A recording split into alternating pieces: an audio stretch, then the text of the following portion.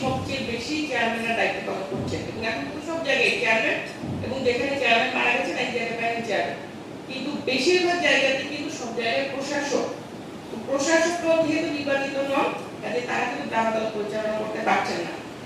নাদিরপুরে সকল চেয়ারম্যানরা আছে, জানেই না যে গ্রাম আদালতে যাওয়া সম্ভব।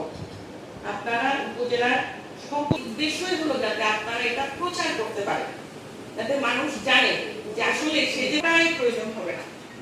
এবং গ্রাম আদালতে যদি কেউ মনে করে যে আমার এই যে চেয়ারম্যান সাহেব আছে সেই চেয়ারম্যান সাহেবকে আমি বিশ্বাস করতে পারতেছি না, তিনি আমার বিচারটা ন্যায়ভাবে করবেন কিনা, তখন কিন্তু তিনি উপজেলা নির্বাহী অফিসারের কাছে এটা আবেদন করতে পারেন। কারণ দেখে আমার মনে হচ্ছে এই কারণে চেয়ারম্যান সাহেব নিরপেক্ষ না এবং আমার এই বিচারটা অন্য একজনকে করাতে হবে, তখন ইউনিয়নও কিন্তু সেই ক্ষমতা আছে যে সে ওই যে ওইখানে যে সমস্ত নেতারা আছেন তাদের মধ্য থেকে যে কোনো একজনকে তিনি দায়িত্ব দিতে পারেন যে আপনি এই আদালতের চেয়ারম্যান হয়ে এই বিচারটা করবেন।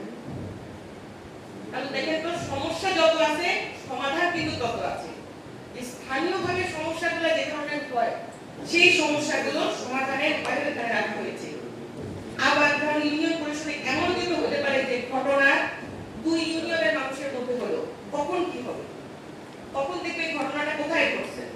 ধরেন আমার ঘটনাটা ঘটলো হচ্ছে দীর্ঘা ইউনিয়নের মধ্যে, আর এই ঘটনার দুই পক্ষের এক পক্ষ স্থান হলো দীর্ঘা, কাজেই দীর্ঘা ইউনিয়ন পরিষদের চেয়ারম্যান সাহেবের কাছে এটা যাবে এবং দীর্ঘা ইউনিয়ন পরিষদের চেয়ারম্যান সাহেব কার্যক্রম করবে। তবে যেহেতু অপর পক্ষ কলারদুয়ার ইউনিয়নে রয়েছে, কাজেই ওই অপর পক্ষের তিনি যে প্রতিনিধি নির্বাচন করবেন সেটা তিনি কিন্তু ওখান থেকে নিতে পারবেন। এবং তখন আসে যে তাহলে যদি জরিমানা হয় সেই জরিমানার সার্টিফিকেট মামলা কোথায় হবে, সেই জরিমানার সার্টিফিকেট মামলার জন্য কিন্তু আপনাদের সার্টিফিকেট মামলা কিন্তু এলাকার কাছেও করা যায়, তেমনি জেলাতেও সার্টিফিকেট অফিসার একজন আছে, ডিসি অফিসে যিনি বসেন ডিসিও জেলার সার্টিফিকেট অফিসার। যদি এমন হয় এটা যদি দুটো উপজেলার মধ্যে হলো, তখন কিন্তু এই ধরনের একটা কার্যক্রমে জটিলতা তৈরি হতে পারে, তাই না? কিন্তু একই জায়গায় যদি হয়ে থাকে যে একই ইউনিয়নের মধ্যে, তখন আপনার সার্টিফিকেট অফিসে তো ইউনিয়ন, কাজে দুইটা একই উপজেলা পাশাপাশি দুইটা ইউনিয়ন, তখন তো ইউনিয়নের যে প্লেস অফ অপারেন্স সেই চিন্তা করে ওই ইউনিয়নই কিন্তু এই সার্টিফিকেট অফিসার হিসেবে দায়িত্ব পালন করতে পারবে।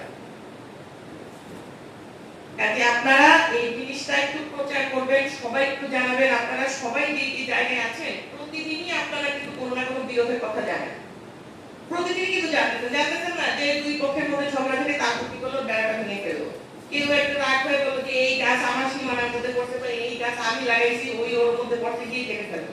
আবার এসে কি করলো, দেখা যায় ওই যে গরু বা ছাগল, তারা কি করে গরু ছাগল উন্মুক্ত করে তার ফসল প্রতিনিয়ত ফসলের ক্ষতি করতেছে। এই সমস্ত ছোটখাটো বিষয় আপনাদের প্রতিদিনই জানা আছে, আপনাদের কাছে সবাই আসে বা জানে শোনে, আপনারা নিজেরাও কিন্তু অনেক সময় এর মধ্যে মীমাংসা করার চেষ্টা করেন। কাজে ওই ব্যক্তিকে আপনারা কিন্তু প্রতিদিন থাকতে পারবেন এই সমস্ত ক্ষেত্রে, যে ওই ব্যক্তিকে একটা সঠিক সমাধান তখনই দেওয়া সম্ভব যদি সে গ্রাম আদালতের দ্বারস্থ হয়। এবং গ্রাম আদালতের সিদ্ধান্ত কিন্তু আপনারা জানেন যদি সর্বসম্মত হয় তাহলে গ্রাম আদালত 5 জনের হতে পারে, 3 জনের হতে পারে। অধিকাংশ সদস্যের যদি হয় সর্বসম্মত তাহলে তো সেটা নিয়ে কোনো সমস্যা নেই। কিন্তু যদি সর্বসম্মত না হয় তো তারা 5 জনের আদালত, এক পক্ষে গেল 3 জন, আরেক পক্ষে 2 জন, সে সংক্ষুব্ধ হয়ে তখন কিন্তু সে এটা আপিল করতে পারবে, উচ্চ আদালতে গিয়ে সে এটা যদি আপিল করতে পারবে।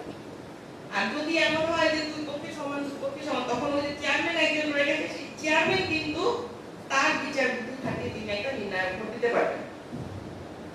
আপনারা এখানে দেখেছেন যে 78টা মামলা কিন্তু আদালত থেকে এসেছে, অর্থাৎ আদালত নিজেও চায় যে গ্রাম আদালতের মাধ্যমে বিরোধগুলো মীমাংসা হোক স্থানীয়ভাবে। গ্রাম আদালতে কিন্তু দেখেছেন আপনারা একেবারে প্রথম যখন বসবে আদালত, অর্থাৎ চেয়ারম্যান সাহেব মামলাটা যখন বিবেচনা করবেন কি এই মামলা গ্রাম আদালতে বিচার্য, মামলা গ্রহণ করবেন, তারপর একটা ডেট দেবেন। ডেট দেওয়ার পরে প্রথম তারিখে উভয় পক্ষ আসবে, আসার পরে তখন কিন্তু একটা মীমাংসার সুযোগ আছে। আর কোনো কিছু দরকার নেই, উভয় পক্ষ তারা যদি ভুল স্বীকার করে ফেলে যে আচ্ছা আমার ভুল হয়েছে, এটা সম্ভব না ভাই, আমি ভুল করছি, অপর পক্ষ বলে ঠিক আছে, ওই সময় কিন্তু মীমাংসা হয়ে যাবে। অর্থাৎ আমরা সবচেয়ে বেশি যেটাকে প্রেফার করি সালিশ মীমাংসার মাধ্যমে সাধারণত যা করে ওইটাই কিন্তু মীমাংসা হয়ে যাবে। কাজে এই হচ্ছে 120 দিন। তাও কিভাবে? চেয়ারম্যানকে বলে দেন প্রথম ডেট থেকে উনি 90 দিনের মধ্যে শেষ করতে হবে। আর এই 90 90 দিনের মধ্যে যদি উনি না পারেন তাহলে বিশেষ বিবেচনায় উনি আরো 30 দিন, সর্বোচ্চ যে কোনো ভাবে হোক 120 দিনের মধ্যে শেষ করতেই হবে। অর্থাৎ এই যে হয়রানি করা কোনো একটা কিছুতে, এই হয়রানি কিন্তু এখানে আর সম্ভব না। আজকে